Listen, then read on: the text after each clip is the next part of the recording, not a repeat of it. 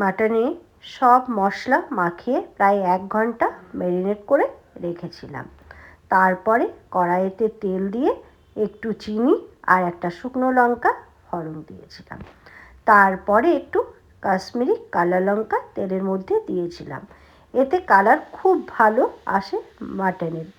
তো মাটনটা দেওয়ার পর কিছুক্ষণ নাড়াচাড়া করে তারপর হালকা কম আঁচ করে ঢাকা দিয়ে দিয়েছিলাম। এতে মাংসের জল বেরিয়ে যায়। দেখতেই পাচ্ছ জল বেরিয়ে গেছিলো। আলু আর তেজপাতা টমেটো দিয়ে মাংসটা আবার কষতে থাকছিলাম।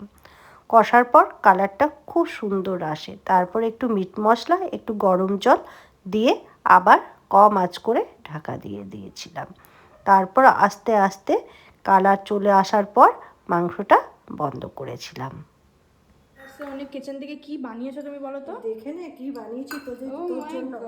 মাটন মাটন, তোর এদিকে ফ্রাইড রাইস, আমার এদিকে বেগুন ভাজা, লেবু ভাত আর মাংস নেব। দুটো আগে দেখ এটা সাজিয়ে দিয়েছি। থ্যাংক ইউ মাম্মা। সাজিয়ে খেতেও ভালো লাগে। হ্যাঁ খেতে তো দারুণ লাগে সুন্দর করে।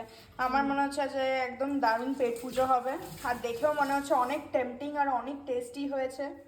তো চলো বন্ধুরা লাঞ্চটা এনজয় করি, আর নেক্সট ভিডিও নিয়ে আবার আসবে আমার মা, কি নেক্সট মেনু কি হয়েছে বা কোনো ব্লগ নিয়ে। Bye bye, I love you all.